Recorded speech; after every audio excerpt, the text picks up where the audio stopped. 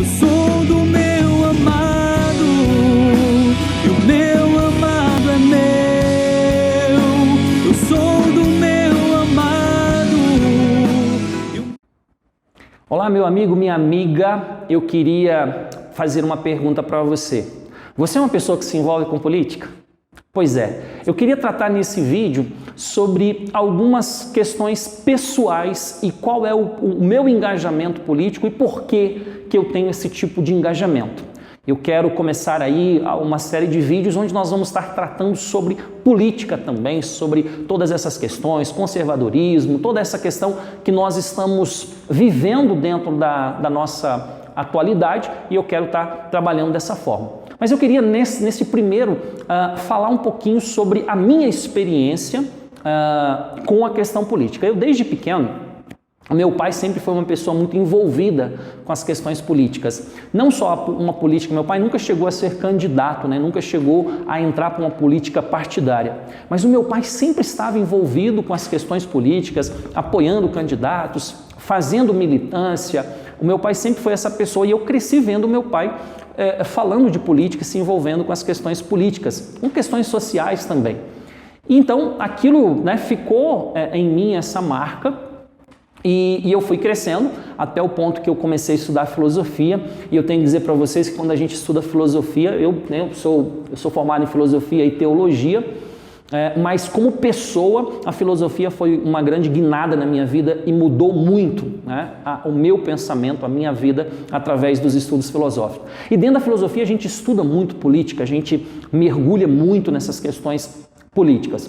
E certa vez, então, eu dando aula, né, e ali eu falava de Aristóteles, que nós somos animais políticos, que nós somos seres sociais e que realmente não tem como a gente não se envolver com política. A própria ação... Tem gente que bate no peito e fala assim, eu não me envolvo com política. Isso já é uma ação política. Quando você opta em não se envolver diretamente com política, isso já é uma ação política. Então não tem como a gente não viver essas questões, porque normalmente nós associamos apenas que política é uma política partidária. A política partidária é uma vertente da política, mas ela não é em si a sua essência. Então, e eu ali dando aquela aula para os meus alunos, era uma aula para o terceiro ano do ensino médio, e aí em um determinado momento da aula eu disse, olha, já passaram 10 mil alunos nas minhas mãos e eu nunca vi um ex-aluno se candidatar a nada, nem a síndico. Então eu fiz toda essa motivação dizendo para eles, olha, como é que nós vamos reverter o quadro se nós não tivermos outras opções? Nós vamos sempre votar no mal menor? Sempre não ter escolhas? E aí eu fiz toda aquela motivação, de repente uma menina levanta a mão e fala assim, professor, nota 10 a sua aula, parabéns, mas eu tenho uma pergunta para o senhor. E o senhor, quantas vezes o senhor se candidatou? Gente, confesso a vocês que foi a aula que eu mais fiquei assim, desconcertado, eu não sabia o que dizer para aquela garota. Eu comecei a me atentar que eu estava motivando e tentando fazer com que os meus alunos tivessem uma postura de engajamento. E a menina então jogou a responsabilidade para mim. Quantas vezes o senhor já se candidatou? E aí eu comecei a pensar, eu também não tinha me candidatado nem a síndico, porque já tinha morado dessa forma e nunca tinha me candidatado a síndico. E aí então, gente, eu fiquei vários meses com a voz daquela menina na minha cabeça. Ali despertou muita coisa. E eu fiquei ali pensando, até que em 2018 eu resolvi assumir esse desafio, né? Fui candidato em 2018 a deputado distrital e tive votos até suficiente, foi a primeira vez que eu me candidatei sem recursos e tive lá 6.400 votos, tive votos suficiente para entrar, para ser eleito, mas a minha coligação não chegou ao quociente eleitoral. Então, veja, foi uma experiência para mim e está sendo uma experiência toda essa mudança relacionada. Eu sei que eu recebi muitas críticas, pessoas dizendo que a política não era local para um cristão, que a política, que eu ia me corromper, e tudo isso a gente escuta, né?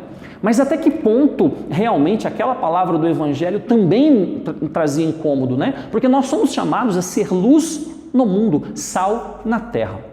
Então, onde existe trevas e existe algo que precisa ser melhorado, realmente precisa, assim, não só cristãos, mas precisa de pessoas do bem, pessoas que realmente tenham o desejo de fazer política pensando sempre no bem comum. Então, O que despertou, né, foi justamente essa garota. E eu jamais vou esquecer dessa aluna, justamente porque foi ela que fez com que eu também tentasse abrir um pouquinho os meus olhos. Ok? Então, esse aí é o primeiro dos vídeos que que eu vou estar gravando sobre as questões políticas, e eu quis começar trazendo o relato de uma experiência pessoal. Um abraço, fica com Deus, até a próxima. Eu sou do meu